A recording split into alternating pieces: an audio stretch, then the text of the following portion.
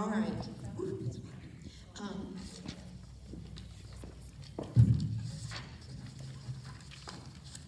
to get this meeting started, and I'm going to welcome all of our members and guests and elected officials.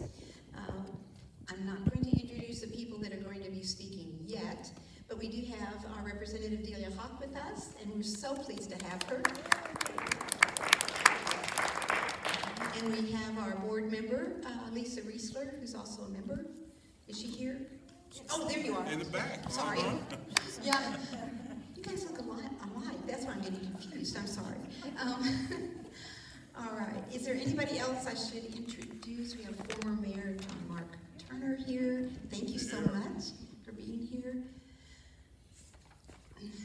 Yes, we have a lot of wonderful people that you want to meet. So we have a lot of food back there, so you guys are not doing your job. You're not eating it. Okay, it's time for we'll open with prayer, and Helen, if you could come forward and give our prayer.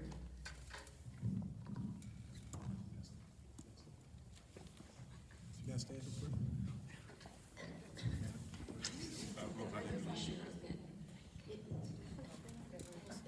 Okay, let's pray.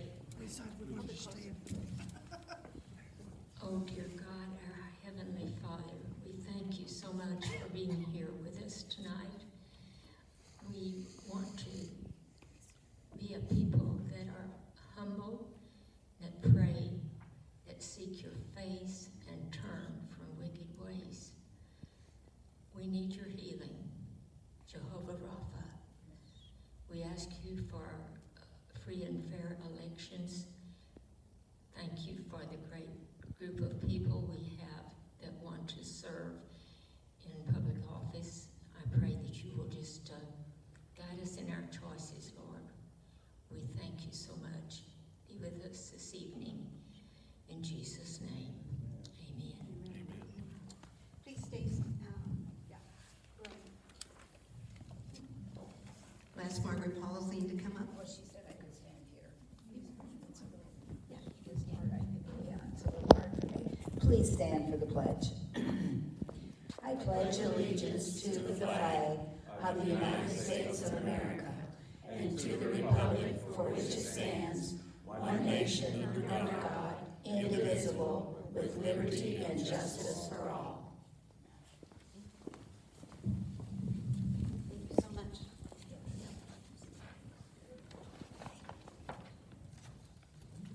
I have a question. Now, I'm just curious, for honor's sake. We talked about it in our board meeting, and we would like to have a little prize question or raffle at the beginning of every meeting. So this is kind of just a test. I'm just going to do the question because I forgot the prize. Hey, how's this? Oh. We'll get this prize. There you go. Oh, books. Oh, my goodness. Oh, these are awesome books. Yes. I have an autographed copy of this one, Saving Joey, which is his story. Okay, so the question is, what is the subject of Article 1 of the U.S. Constitution? Rack your brains. Can we Google it? No, you can't Google it. Just God answers, I'll say. Article 1 of the U.S. Constitution is the first thing. That's the most important thing.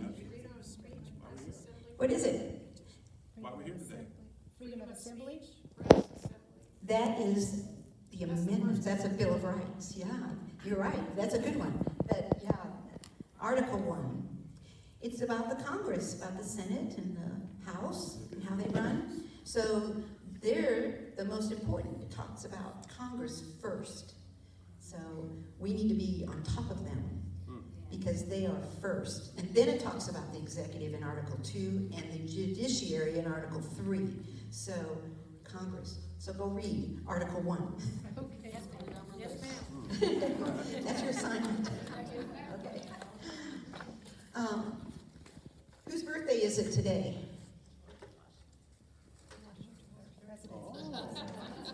Is it Margaret's birthday? Well, let's sing happy birthday to Margaret, okay?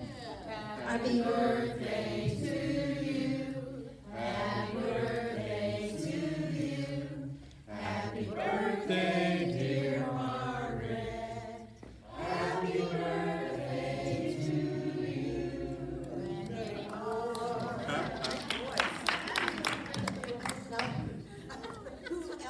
Who else has a birthday today that we celebrate? The reason we had the day off was George Washington, of course. She said it right here. All right. But I didn't have the day off. I'm sorry. Somebody else, another president had a birthday earlier this month. Who is that? And what day? February 12th. Yes, February 12th. Okay. Oh my God. This is a book that comes from the Washington Monument Society, and I thought it was a great picture of George. But I'm going to read part of the introduction, which was written by Ulysses S. Grant, who was there when the Washington Monument was dedicated. And so he says some wonderful things.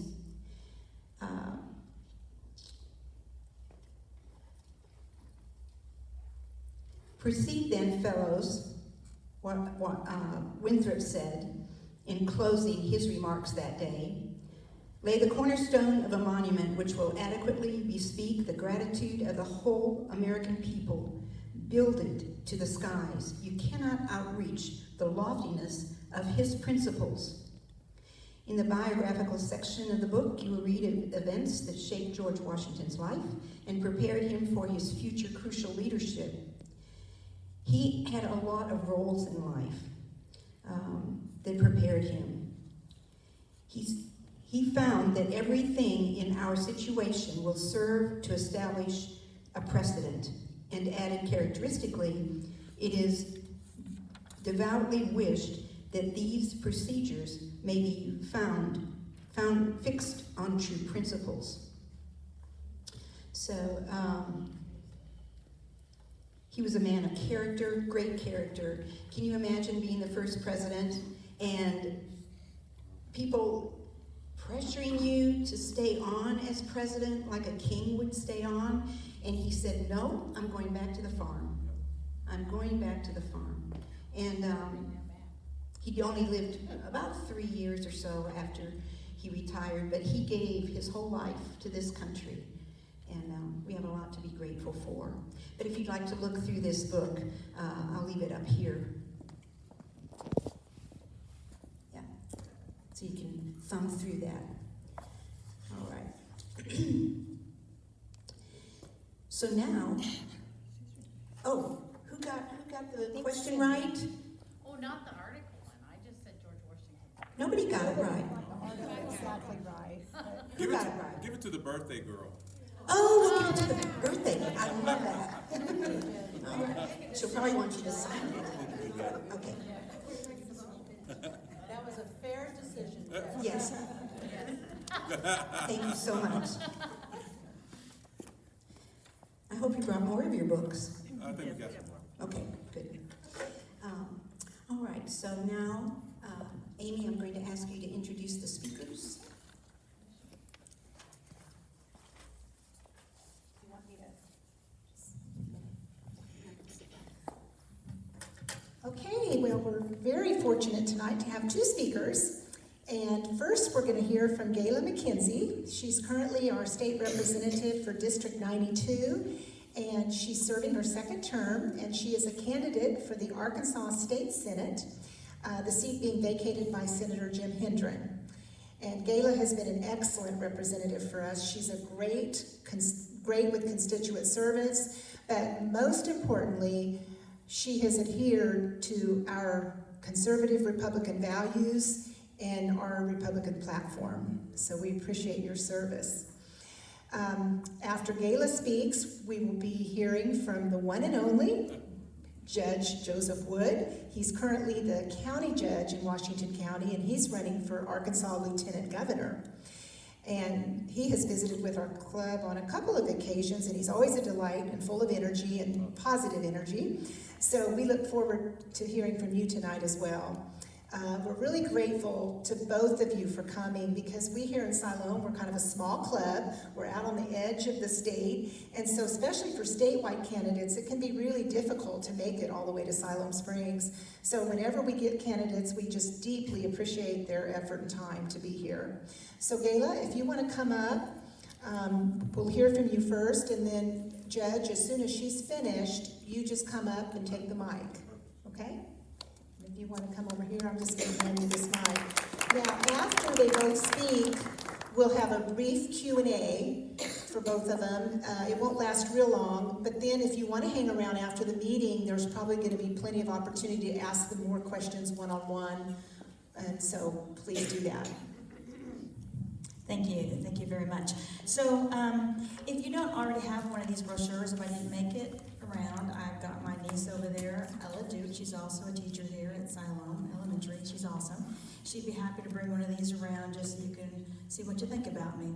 At the end of the night, if you decide I'm a keeper, we've got some t-shirts there that are free. Made by actually a company in Gravette. I've grown up in Gravette, and it's a boy in high school, one of those programs where they do their own little businesses.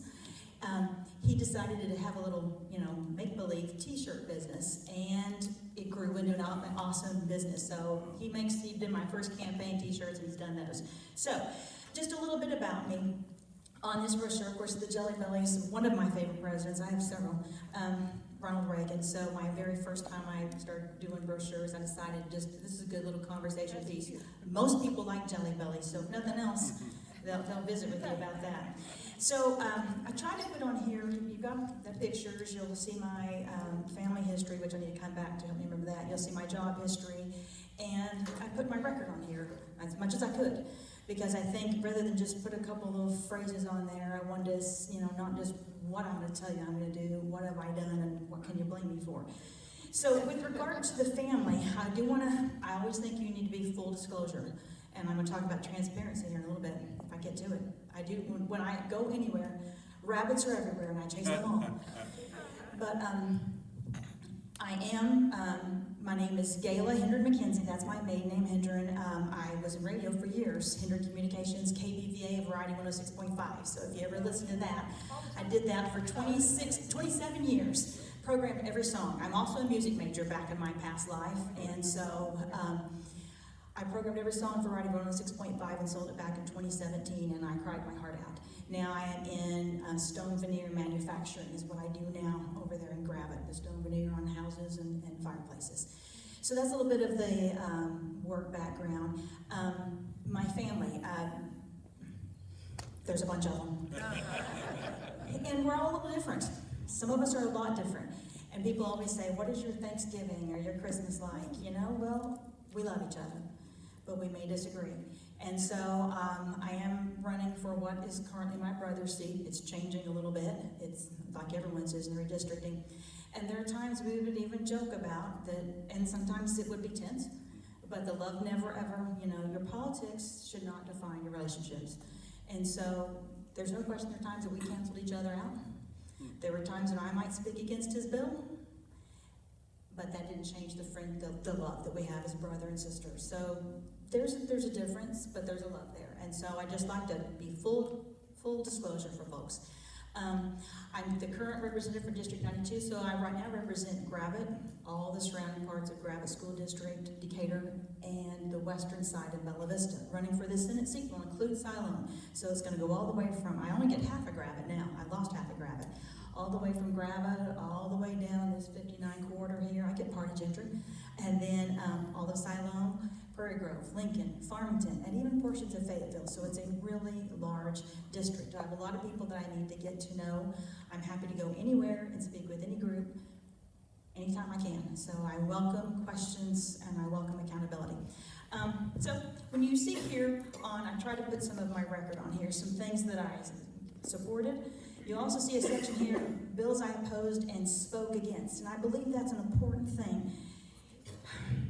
Some bills, if they're bad, if it's a bad bill, a bad education bill, or if it's a bad bill for business, I don't think it's enough just to hit that no button. If you think it's bad, I believe you need to speak against it and really work to defeat it.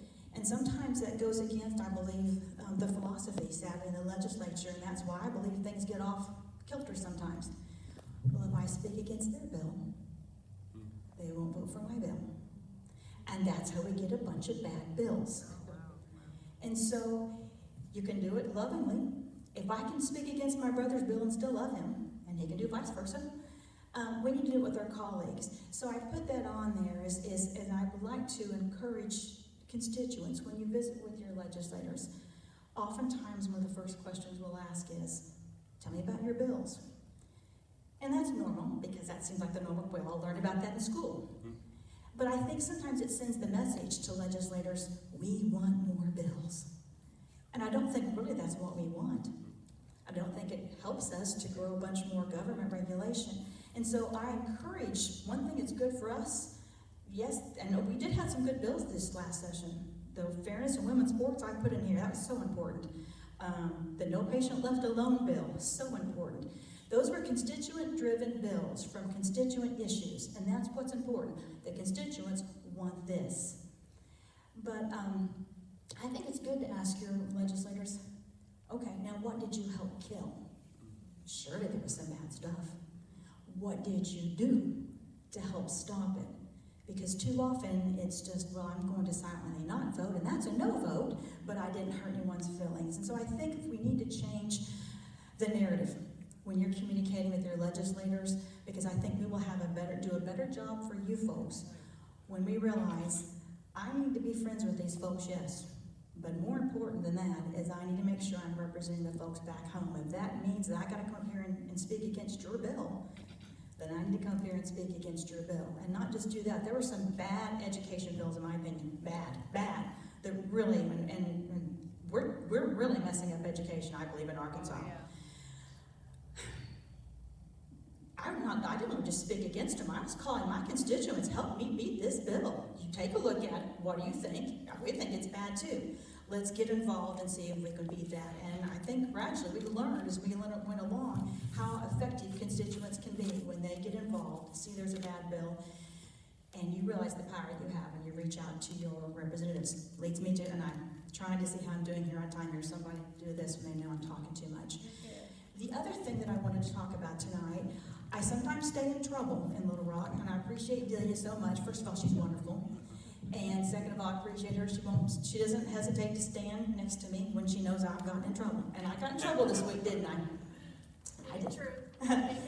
So if were any of you all at the Benton County Republican Women's meeting when I spoke about 2 months ago, I spoke on a topic with regard to the power structure we have in the Arkansas House of Representatives.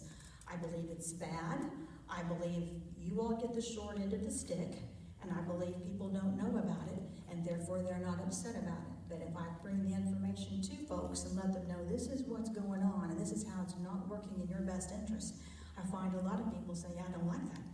And so, in the House of Representatives, 100 members, a Speaker of the House. In Arkansas, the Speaker of the House has a great deal of power.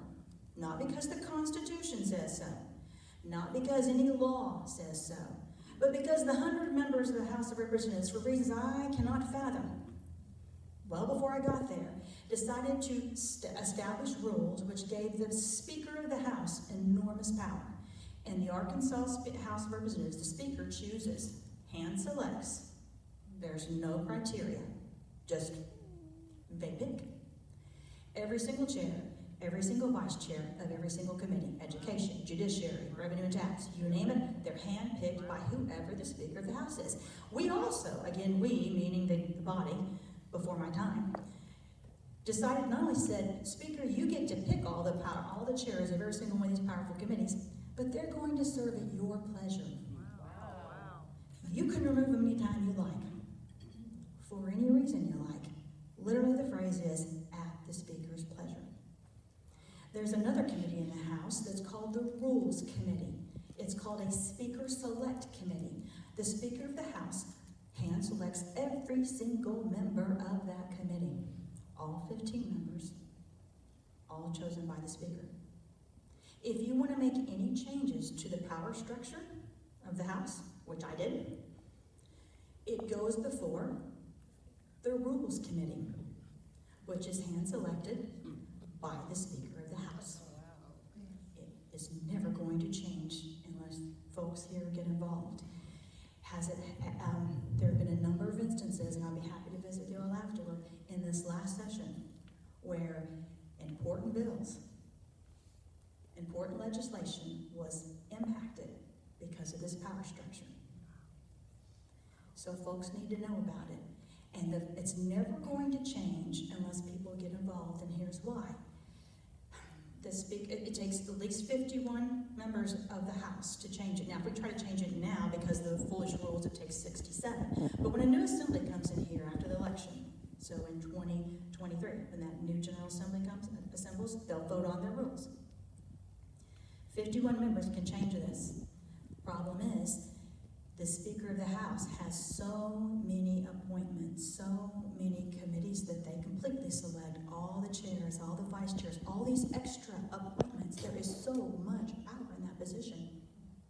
How are you ever going to change it? Because there's so many, I'm sorry, I'm just going to have to use this expression, there's so many goodies to give out. And the worst part about all this, how is the Speaker of the House chosen? In the Arkansas House of Representatives, we do it by secret ballot. You all don't get to know how we vote. And that's not right. The only reason I get to cast a vote for Speaker of the House is because I was elected as representative for District 92. So in 2019, that was my first session, I got to vote. Before that, they never let me vote for Speaker of the House.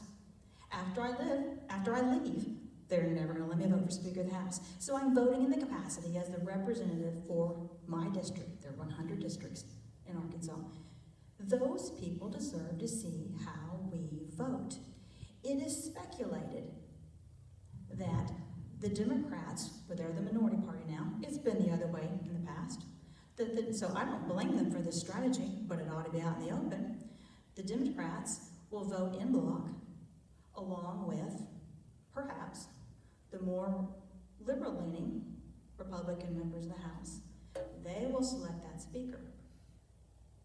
And then that speaker, of course, now has a bunch of assignments they got to get after this committee, this committee, this committee, this committee, this committee, and you serve at my pleasure. That is not a recipe for good government, in my opinion. It dilutes your all's power because we representatives took that power and said, here, Speaker, you have it. How do they do it in the Arkansas Senate? Here's how they do it. They choose all of the chairs of the committees by seniority. So nobody, if you're a chair of education or you're a chair of revenue and tax, you don't owe anybody for that.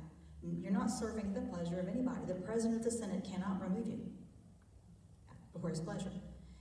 And so we've got a very big problem here is that we do not have transparency in the House. Now, they don't have transparency in the Senate either. I believe they should change that as well. But in the Senate, there's not all that power structure given up there at the top, whereas the House, they voted again, just by rules. Nothing in statute, nothing in the Constitution. They said, Speaker of the House, we're going to give you all this power. Then you turn around and give it to whoever you want. That dilutes your power. It dilutes the representative who's voting for who's you're representing you. So I presented a couple of resolutions. So this has been a cause of mine. Now it should not be the only cause. So I don't want you to think I'm the one that I want to talk about education, so many other things. But they're going to vote on this in a couple of weeks. So I'm trying to highlight this. At the end of the fiscal session, the House of Representatives will then recess and then return, and they'll caucus all 100 members, and they will pick this. They will vote for the speaker designate for the next General Assembly. Then, of course, the new assembly will come in and vote again anyway. But if nothing has changed, that vote's going to be secret ballot. So I presented a couple of resolutions last week, and of course, it had to go before the Rules Committee, which is, of course, 100% selected by the speaker. I knew it was going to go down, and I have to confess I got frustrated last Monday. And the verse is, be angry and sin not. I don't know if I accomplished that or not. I did get a little angry. But it was a good thing, at least it brought up a dialogue. They dialogued with me, but I presented this resolution last year, and I got no questions, no answers, no motion, nothing. I just did my little resolution, patted me on the head, and off I went. So I got a little bit more vocal this time, and we had a good dialogue back and forth. It's online, you can watch it. So it didn't get anywhere.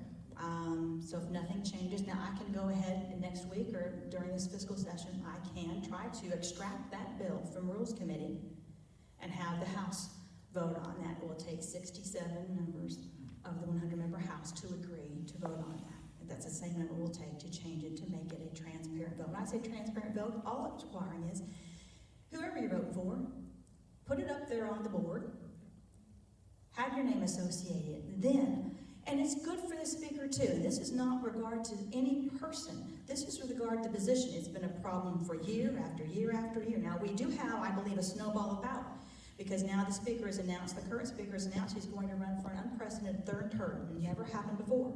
But you can see how this is now snowball. You get more power, you get more power, and it begins harder and harder to make a change.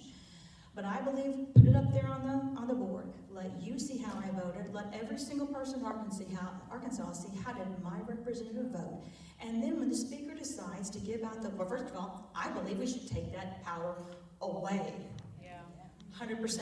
But if we don't get that power taken away, at least we can see, all right, these are who voted for how, and these are all of a sudden how all these committee chairs were assigned. I know this is inside baseball, I need to stop. So, and if you have questions about this afterward, I'd be happy to answer them. I apologize, I didn't get to education, which I would love to talk about, and so many other issues I would love to talk about. I'm happy to come. You have a minute to talk Okay, about it. education quickly. So again, if you have questions about this afterward, be happy to visit about it, because it may have been confusing. I apologize if I didn't make it clear for folks. With regard to education, I'm on the education committee this year, and it's my first year to be on the education committee. I have an undergraduate degree in education. I don't know if there's a kid in Gravette that's lived there that I haven't taught in some capacity or another. I love teaching and I love education. And oh, how we need to improve education. But so many bills that we had in this education committee this year that, real fast, a theme was a constant theme. Number one, taking away, removing discipline from the schools, and deciding that discipline's a bad word. Everything must be positive behavior supports. Now, I'm all for positive behavior supports. There's a time and place for positive reinforcement. But there's a time and place for discipline. And of course, we know, and even the Bible teaches that, discipline is love. I discipline my kids because I love them. And I hate that we are now sending a message in Arkansas that if we discipline our school kids, it means we don't love them. So much of discipline is being taken from our schools. I mean, we had bills that passed that now said to schools, you're going to follow this book on how you're going to address behavioral issues. Many more bills. We were taking away parental control. So many bills that taking away parental control. And I'm pretty much putting the parents, not just on the bench, but moving them to the stands. You just watch how we do this, and we'll let you know how your kids turn out. And so I really hated some of the messages that we're seeing. And I also, though, would like us to see us focus more on what will really help our kids read better. So many bills, I thought, is anyone going to read better because of this bill? I don't think so. I apologize if it took too long. Thank you for the time. I answer questions. I want to get more. That was awesome. Well done. Thank you. Again, happy Washington's birthday to you guys. I'm Judge Wood, and I do preside over Washington County, which is named after the first president, George Washington. And in my office, I have a huge picture of George Washington with his horse, General George Washington, kneeling and praying.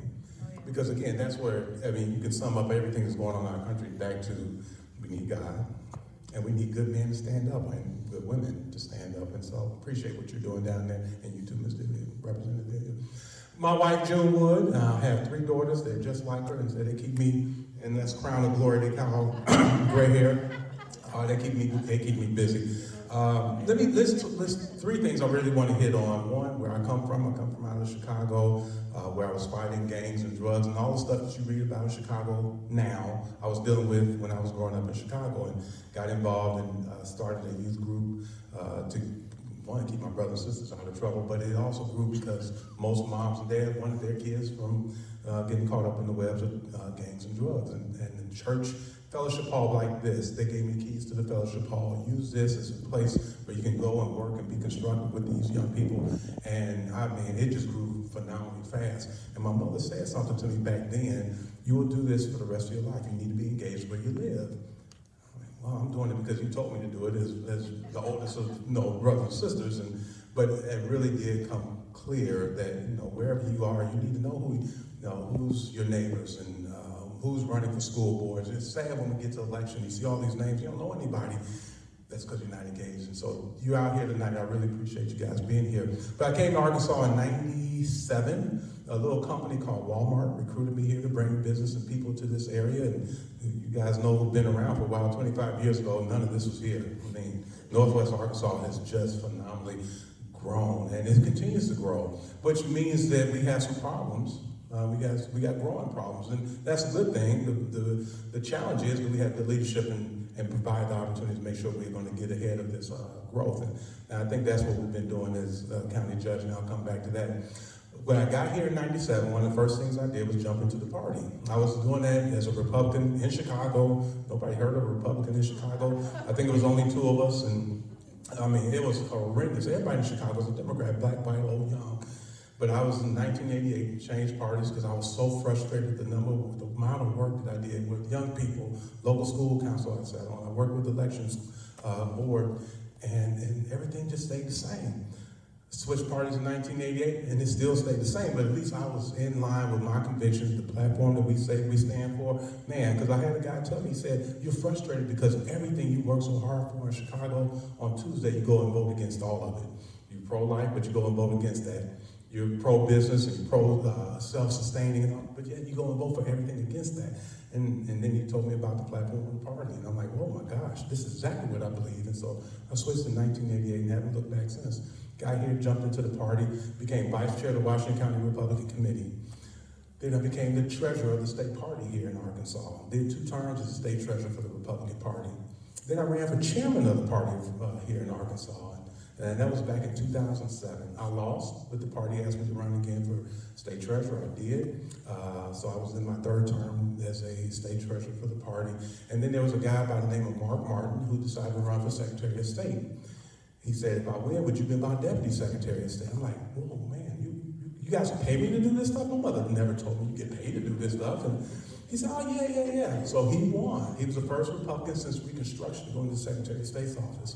Man, we got sworn in. 2 weeks later, I get my paycheck, and I go to his office. I say, so we really don't get paid, do we? I mean, but you don't do this work to do. I mean, Bill, you're not doing this to get. I mean, you're not doing this to get. McKenzie, you're not doing this to get paid, right? No, but you do it because you really do have a call, and you say, I really believe I can make an impact and influence some of what's going on, and so that's why I did it. So we got in and started working on elections, changing why are election results coming in a day later. When the election was on this day, but the result, because we had counties that had different election equipment. So we started working to get consistency across all our election equipment. Last year, we finally got election equipment all across the county, across the state. Everybody has the same election equipment. Now we're working on training, making sure that we got good commissioners, good election poll workers, and being very consistent on how our training is going across our elections. We had issues in Arkansas with elections, but nothing compared to what it used to be and what was going on in other parts of the state. I mean, other parts of the country, Pennsylvania, Chicago. We talked about that. They're the godfather of bad fraud and bad elections. That's what they do. That's how we got President Kennedy. I mean, so we worked on elections. We really worked hard on getting new equipment for all the counties. And then we started working on businesses. How do we encourage more businesses to grow in Arkansas, entrepreneurs to get started in Arkansas, to encourage businesses to come into the state of Arkansas, working on education. And then I got a tap, hey, would you run for county judge? I said, no, I'm about to run for lieutenant governor or secretary of state. No, you need to look at this county judge position up. Hold on, with Fayetteville? I'm not doing that, are you kidding me? They twisted my arm, and my wife said, yeah, we need to look at that. And so we did, and in 89 days, we ran an election. Now, you guys have been engaged in the party and doing this work that we do. You know you don't run an election in 89 days. Lord, what are you going to do? You're going to help me do this? And he did. And we won that election. The first Republican in 40 years to win in Washington County. And for 39 years, well, I'd say 40, but 39 years they hadn't had a Republican. That was huge. In fact, we had more votes than Donald Trump. That's how historical it was. Got in, and 2 days after I got sworn in, we started getting sued. Because the Fayetteville wasn't crazy about this guy coming in and changing things. Well, I just got in 2 days ago. How am I? Well, you guys set these laws. I didn't come up with these ordinances and policies. You did. And we just started going to work. I had 15 departments, just like the governor has 15 secretaries. I got 15 directors. And I'm looking at each one of their budgets. Animal shelter, Department of Emergency Management, library, roads, veterans. First budget, animals, $1.1 million budget. Wow. 1.1, what kind of animal shelter is this? It's a pretty nice animal shelter, it really is. Go to the Department of Emergency Management, go to the library, go to roads, go to veterans, $250,000 budget. Huh? Hey, Mr. Comptroller, I need you in my office. What's going on with these budgets? Did you flip the budgets, or are we missing some numbers on the veterans? No, sir, that's correct. 1.1 million, so it gave me some insight what was going on for 40 years, that we could put more energy and time on animals than our veterans. But you can take care and adopt every dog and cat, but they'll never go and take care of every veteran. But you take care of every veteran, they can go and adopt every dog and every cat. So the focus changed. Again, I took an oath of office to uphold the Constitution, both in the U.S. and Arkansas. And we got people who've taken care of us, their family, laid it on the line for us. We got to do something different. We were taking care of 30 veterans and their families every month when I got sworn in. Today, we take care of 300 veterans and their families every month. In fact, 9/11, thank you. I love my veterans. Always have. 9/11, 20 years later. Part of the reason why I'm running. Leadership and opportunity. Before President Biden started moving our troops, and he didn't move them all out, he didn't move all the people out of Afghanistan. You guys remember that? How horrible that was. 20 years later, and this is how we're going to come out of there. Well, the challenge was the opportunity started to fade a couple of months before then. We started moving Green Berets out of that area. Well, those are the ones who are building and forging relationships to make sure this all stays. When you start pulling them out, it starts to unravel. And then a few months later, you say, we're going to just pull out of there. This is the 20th anniversary. It's not the soldiers, it's the leaders, or lack thereof. And so I'm running because we got to make sure we stay focused on leadership and opportunity for this country. Why? Because what you're seeing right here in Ukraine and Russia, what's going on in China and Taiwan, we got some issues going on around the world, but the world is looking at this place called America, that you're going to be this beacon of hope. You're still the superpower, and you're going to engage. Whether we want to or not, that's how the world sees us. We take it for granted. They still see it as this, wow, we can get to America, we can be, do, and have what we can't be, do, and have in these countries like Venezuela, Mexico, other parts of India and Africa. They want to come to this place. We can't take it for granted. That's why we're in this fight for freedom. We talk about medical freedom, we talk about your education freedom, we talk about religious freedom. It's all at this beginning of freedom, life, liberty in the pursuit of. I'm running for lieutenant governor because it's all about leadership and opportunity. I believe you can almost build a wall around Arkansas, and we can be self-sustaining. We got natural resources, we got retail and agriculture, we got aerospace. We got everything we need. We have good leaders providing those opportunities. I think what we've been doing here in Northwest Arkansas is the epitome of that. So let me talk. 9/11, 20 years later, we end up doing the groundbreaking. For 3 years, I worked hard for our veterans, trying to figure out how do I do this. We did it. On 9/11, we did a groundbreaking. We're building 60 affordable apartment units for veterans called Patriot Park. It'll be the first one built like that in the state of Arkansas, and only 1 in 4 in the country. That's being intentional and focused on people who take care of us and their families. That's our veterans. First year as a county judge, I cut $1 million out of my budget. I work with a lot of county judges, 75 counties and 75 county judges, and they're still scratching their head. I've been a county judge for 15 years. How did you do that in your first year? Being intentional, asking questions. Why do we do it that way?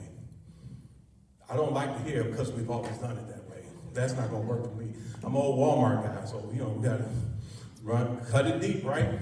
Sell it cheap. That's just kind of how we do it. But you got to see how you get a return on investments, and that's business. Well, what's going on in government? Are we getting a true value for, we got $1 billion maybe in surplus? Are we getting good services for that? Are we getting some of that money back? And that's the legislators is important. Who was talking about Congress? Where's the president? There you are. You're exactly right. That legislative branch is critical, but we touch it all. Once you guys write those laws, we got to live with what you wrote. So we got the veterans. We talk about cutting budgets. My second year, I cut $750,000 out of my budget. That's 1.7 in 2 years. I'm a new county judge. But I'm going in saying, I'm gonna take care of the people who put me in office. And they want to see, did we put the right guy in? Is he being a good steward of the responsibilities that we given to him? Mandates. I was the first elected official in the state of Arkansas to say absolutely no vaccine mandates in our county. Not in Washington County, not for our employees. And again, it wasn't to make a statement, it was because, again, 250,000 people are listening to the president as I was, and it looked like he was waving his finger saying, you 80 million people, I'm getting impatient with you, and if you got 100 employees or more, I'm gonna make you take it back. So I'm like, whoa, you're not my daddy. And you're not a doctor. How are you gonna tell me what to put in? It used to be my body, my choice. Now it's the government's body and the government's choice? When did that flip? I'm confused. Well, my employees were ecstatic about that. Employers were concerned about it, said, man, this is gonna be good. And they had to take some hard stances. Legislators had some hard places to go. But again, at the end, the governor the president who said, I'm running to unite, because in his mind, President Trump wasn't, he could have said the very same thing. You 80 million, I know you're frustrated with what's going on. CDC says this today, tomorrow they say that. Dr. Fauci says this today, and by afternoon he says something different. The next day he says this, and then he changes his mind. Why don't you go talk to your doctor? Take your family, go talk to your primary. He could have said that, and that would have been something totally different. But no, you're going to dictate and tell people what that. Our kids would even recall when we started telling them, go clean your room or I'll do it. That's a challenge. So anyway, now we're seeing it, okay, maybe some of this was not right. You can mandate. Talking about NACO, National Association of Counties. There's 3,100 counties in this country. I chair that county committee, Community Economic and Workforce Development. I'm in my second term. My peers had me in that particular role. And so I get the chance to work with counties all across the country, working on those things that's going to improve and make their counties better. From very small rural counties to the big counties like Cook County or LA County and every county in between. So I've been able to bring some of that to our county. And you look and see what's going on in Northwest Arkansas, in particular Washington County, one of the third largest in the state, one of the fastest growing in the country. I get a chance to bring some of this. First pro-life city in the state, my county. First pro-life county in the state of Arkansas, my county. I walked through this. I told you I was fighting in Chicago as a kid, through the streets and gangs and drugs. Coming here, Walmart, that's a big to-do, right? Fighting through all of that. Come in and start working in this Deputy Secretary of State's office and trying to change our election processes with people saying, no, nothing's wrong with our election process, it's fine. The equipment is fine. If the election results come a day late, that's fine. No, it's not. There's an expectation. So anyway, so I've been in this hunt for a while, and that's why I'm looking to run for the Lieutenant Governor, to bring leadership and opportunity for all folks, to bring what we've been doing here in Northwest Arkansas to all of Arkansas. We can bring it, we've been doing this. I got the background. I'm not going to talk about what I will do when I get to the Lieutenant Governor. I can tell you what I've been doing yesterday, what I do today. But this very job that is closest to the governor is your county judge. I declare emergencies, I deal with infrastructure, I work with veterans, I got juvenile detention, I got my jails. I do it every single day. I don't have to tell you what I'm thinking I'm going to do when I become Lieutenant Governor. I'm going to tell you what I'm doing right now. Appreciate your support, I appreciate your vote, and I'll definitely be here to answer some questions if we have some time. Thank you, guys.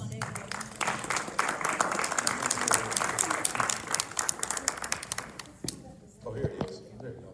You guys don't get too All right. close to each other. I think you can share the one mic. Okay, Because we'll they're back gonna and ask forth. questions and they'll tell you who they're gonna ask. All right. I don't think we need both mics. Yeah. We're small enough. Yeah. So, direct your questions to each other. Just for the judge rule. Tell us who you are. My And who's name's the- Sylvia. Yep, I'm Siloam-Springs girl. And your questions for? Oh, it's for you. Okay. But thank you. I want to talk to you afterwards. Wasn't that good? But Judge, just bouncing off of what you just said, about how much power you have and how you can change things Sure. as the judge. That's correct. So as the lieutenant governor, what kind of power will you have to continue with those types Sure, of sure. changes? You're gonna have I have a unique, it's a bunch of folks running, but again, none of them, side by side, resume to resume, is doing what I'm doing now. I have the ability to do no mandates, or I have the ability to talk about changing infrastructure, develop relations with private-public partnerships. As Lieutenant Governor, guess what I'll be able to do? I've got 75 counties that I have a great relation. Sheriffs, treasurers, I'm working with them now. as Lieutenant Governor, I'll continue to work with those guys and hear what the issues are that they're having, and I already know because I know what's happening up here, and talk about how can we bring and do some of the things over, say, to the Northeast. And they're starting to grow and change with steel companies that you guys have over there now. ASU is growing. How do I bring what my platform has been, economic development, education, veterans, and our children? Those are the four things in my mind will change the dynamics of Arkansas. How do we continue to work economic development across the entire state, not just here in Northwest? And cut budgets, like you said. And cut budgets. Well, economic development is tied directly to education. We don't have an educated workforce. That company will just go ahead and choose to go and grow and go somewhere else. Same thing with our veterans as well as our children. We got to get our children right. I mean, this Department of Human Services, foster care, I come out of the foster care system, adopted at 10 years old. So how do we put our arms around that whole particular piece? So that'd be my way of doing it. That's the two responsibilities of Lieutenant Governor is to preside over the Senate, get bills over to certain committees, and I do that all the time with our quorum court, with committees, their ordinances and all, but then to be ready should something happen to the governor. And right now, if the governor stepped out and said, hey, I'm gonna take a month off, he can call Barry Mooring up here in Benton County, Barry Hyde in Pulaski County on me and say, hey, can you take the wheel? And he would never think twice about it because we do this every single day. Yes, ma'am. Thinking about education, what is your position on CRT, My mother was an educator, my grandmother was an educator, I taught for a while. And absolutely, I don't need critical race theory, I need critical rational thinkers. I'm an employer, I need people to come into my employment who can think and solve problems. So that's why I stand with CRT. I don't know if you want to answer that too. Yeah. Same as far as we had a bill that we passed out of the House, and I thought it was a pretty good bill, pretty well written, and that addressed CRT, and it died over there in the Senate Education Committee. And I don't know if there will be anything. It's a high bar, as you all know, during the fiscal session. It takes 2/3 vote to be able to address anything else that's non-fiscal. But I do believe we need to do something to address it. And I think with regard to the problem with just a CRT bill, as you know, terms change. And it becomes DEI, and it becomes all these other things. And what I am seeing, and that's what I think I mentioned to a group I was talking about, sometimes a couple of these bills over here get a lot of the attention, and rightfully so. But while we're worrying about this bill here, either trying to advance it or fight it, underneath the door, all these bad bills that have all of that in it and more are sliding. We passed so many bills that really totally opposite, and had a lot of these programs in here all over them. It's frustrating. We have a severe problem, in my opinion, with some of the bills that we passed this last session, and we're going to have to really, too long? No, I'm going to ask a question to follow up on what you're saying. I believe that we need to read the bills more, and that should be a given, but too many bills, I believe, get passed that don't even get read, which is, again, on my brochure, you'll see less bills. Amen. In all caps, and it really defeats so much of our good work, because you will get there and the night before and you'll see I've got all these bills to read for this committee and this committee, and then I've got to vote on all these bills at 1 o'clock. And I will try to reach out to constituents for input for these bills, and they'll say to me, rightfully so, they have lives, they have jobs. Okay, can I get back with you tomorrow? And I'll say, no, I'm voting on this at 1 o'clock. And it's frustrating because it's nonstop bills, and I believe it's a recipe for madness and disaster. We can't read them all. There was one bill we worked so hard to, and it was a PBIS, the Behave Positive Behavior. We worked so hard to defeat it, and we did. The only problem was there was another bill that slid under the door. Now, I voted against it, but it was like a 25-page bill. And in that bill had the exact same stuff in this bad bill over here that we defeated, but it slid under the door in here. And that stuff goes on time after time after. And it's not by accident. It is identical language. And I felt bad that I didn't even catch it. I voted against both of them. I worked hard to defeat this one. But this one came earlier, and it was so bad. The first 10 pages, I went, I'm never going to support this. But if I'd read the next 10 pages after that, I would have seen it was identical language, identical. And that tells us that there is an agenda to get these things in, and two bills. What's the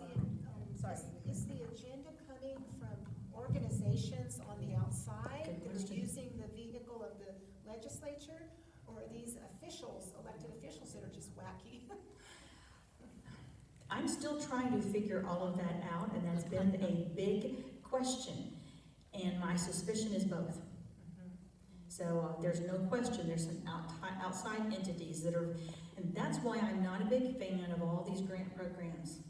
With the grant programs, oh, it's free, and with the free comes the strings and so much power, and all these different entities then become these groups that come in there, and then they advance these bills and come to legislators and say, run this, run this, run this, and it gets run.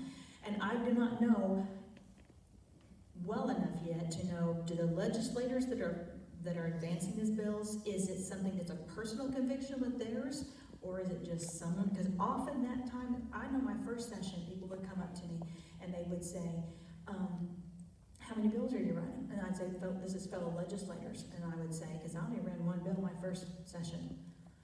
And I think that's good. But they would say to me, oh, you'll get the hang of it. And that was the mindset. And then what they would come to me about halfway through the session, they would say, and they're trying to be nice, I guess. I heard you haven't run your bills yet. Do you want to run this department bill? And I'm going, I haven't had a single constituent say they wanted me to run this bill. I see no. But that's where I think some of it comes in is just a certain, will you run this? Will you run this? Will you run this? But I also think I am concerned about a number of areas and agencies and departments that I believe are advancing this. Is it so not transparent that you can't follow the money? You know what I'm saying? Because we come from California. My sister and I moved here 2 years ago on lockdown. And we try to get involved. We got heavily involved in California, and it's a one-party state. And it didn't happen overnight. California was a great place to grow up, but it was so little by little by little by little. And so with coming here, we joined this wonderful group of ladies, and because we don't want to see Arkansas go like California. We saw it, and it's tragic. But there's no transparency, and Well, transparency, you can see, is a big problem we have. I will say this, I believe it is pervasive. I mean, it is flat pervasive. Like I said, 2 different bills, I don't know if they're the same sponsor or not, I need to go back and look at that, but identical language. And again, very large bills. But I'm seeing, even in our publishers that our schools use for their curriculum, all of this, it is pervasive here and here and here and here. The professional development that schools do, oftentimes more. So it is not just, I can't just point to, here's your after, fix this. It is pervasive, and we need to, I believe, that's why I believe reading bills is crucial, slowing down the process. yes. Got frustrated this week because they said we didn't have 1 day to spare on a bill I was trying to get them to slow down on. We won't do it. No, not 1 day to spare. That makes me concerned. If we're trying to pass this real fast, then I don't like it. But I want my constituents to have time to give me input. And there are good teachers out there, there are good school board members out there, there are good administrators out there. When I reach out to them, I go, oh boy, that's terrible, stop it. We're not asking for this. And so we have got to sound the alarm, get all eyes looking on it, less bills, again, and the bills that are presented, they need to be, I believe every legislator, I wish, would take the philosophy of, work my bill over. I want everybody to look at my bill long and hard. If my bill can't withstand your scrutiny, it probably shouldn't be passed. Right. We should welcome scrutiny, and I don't think we do. Thank you. Boy, this is good. And here's how it connects back to the county. If there's no communication with constituents and or counties, we have to live with the fast bill passing and all. And it may be good intents. For example, when the pandemic hit in March of 2020, I got 3 daughters and a wife, and did I tell you guys that already? Well, when the pandemic hit, what was the thing you could not get in the stores? Toilet paper. Toilet paper. Think that was an issue in my house? A bunch of women, no toilet paper? So the legislators said, hey, let's go ahead and temporarily raise the weight limits on trucks. So we can get more logs on the trucks. They can produce more goods and more paper goods and get more toilet paper and help the Wood family out, right? Well, that was a good idea. And then a year later, when the pandemic was still hitting, the legislature said, hey, let's go ahead and make that a permanent deal of raising the weight limits on the trucks. Well, that's when the county judges come out. Hey, whoa. We were dealing with over the weight limit trucks before the pandemic, because that's what tears up our roads and bridges.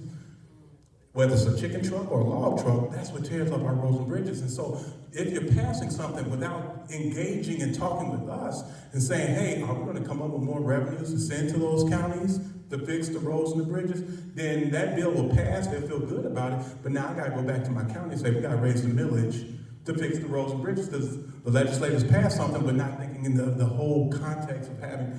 And so as you're talking about having those discussions, who are you having those discussions with? Is it a self-bill that you're writing as a legislator, or have you been talking with the counties? Because guess what? Every session, guess what the county is? We're spending our time down in Little Rock to say, hey, legislators, don't pass that. Or you need to pass this because this is how it impacts the county. We shouldn't be spending all our time down there if legislators are, I'm not saying you guys do a great job, but how are you guys communicating and talking to the people who's got to live with this? i.e. schools and treasurer and assessors who assess the property and the judges and the sheriff. That's how this all links. And then to your question about how many bills, when I first got here in 97, I could not believe, it was almost like a badge of honor when people would go down there and say, hey, we passed 2,500 bills this session. What? I'm from Chicago, I'm already sick of bills, but when you say you're excited about passing that many, then the question on the other side, well, how many did you get rid of? You know, when President Trump, whether you like him or not, when he said for every regulation that we pass, we want to get rid of 2 or 3. Wow, man, well, I love the legislature say, let's put a cap on how many bills we pass, and for whatever we pass, we got to do something with 2 or 3 that's already on the books, because every time you pass a law, it's going to impact us. That's just something, and you can never come up with all the answers. You got to go back in and tweak it, amend it, and change it. So anyway, I digress on that one. Am I preaching to the choir? Any other questions? Thank you, guys. Well done. Thank you. Excellent questions. Yeah. So if you will bear with me, I have just a few announcements before we adjourn to our business meeting. Benton County Republican Committee meeting is tomorrow night. How many of you have been to the Benton County Republican Committee meeting? 1, 2, 2, 3. Just a few. Okay. I would encourage all of you to go. We're going to try to carpool. So it starts, they would like for us to be there at 5, but you can get there at 5:30. It's okay. But what they're doing is starting membership. You have to join. You have to be elected into the Republican Party committee. It's not like Republican women, where you just can sign up and pay your dues and you're in. No, there you have to be nominated, and then you have to wait till the next month to actually join. So you're voted on. So it would be wonderful if you're thinking about joining the Republican Party committee at some point to go tomorrow night. They're going to have a great meeting. And like us, they have candidates speaking. So the Benton County Grassroots group meets on the first Monday night of the month. Is it the Monday night or Tuesday night? Tuesday night, yes. And they meet at C7 Church in Bentonville. So I have that wrong, so you need to correct that. It's the first Tuesday night. It's still, our membership is still open for the 2022 year, this year, that started in January and goes through December. We usually collect dues in November so that we can get them in by the 1st of January and be eligible for some awards from the bigger groups. I mean, like the state group. But you can still join for this year up until through March. Okay, and there are forms at the check-in table. So sorry. It's okay. Are you receiving the NFRW emails in your inbox? Do you receive any of the AFRW, the Arkansas Federation of Republican Women emails? So do I need to forward those to you? Would you like that? Are you getting the Benton County? Yeah, I get them. If you're a member, you'll get Benton County, but not otherwise. If you're a member of Benton County, you'll get them. Okay, so when you join, you get the Benton County. So, okay. So I just don't want to overwhelm you with emails. So you'll get the newsletter from me for this group, and you'll also get then the AFRW information when they send it out. Okay. I was going to read the encouraging words at the end of our business meeting, but I think I'll read them now. This comes from Psalm 37, verses 23 and 24. The steps of a good man are ordered by the Lord, and he delights in his way. Though he fall, he shall not be utterly cast down, for the Lord upholds him with his hand. So I thought that might be encouraging. We live in the most wonderful time, I think. There's a lot going on. We have to make choices. We can't just slide along and be comfortable. There is no more comfort, so don't look for that. There's no more safety, so don't look for that. No, we're in a war. We're in a battle, and it's big. But we have wonderful resources in our Lord Jesus and in his care for us. Amen. He surrounds us with beauty, he gives us friends, and he shares his love with us. And that's tremendous. So, okay, I'm going to adjourn this part of the meeting.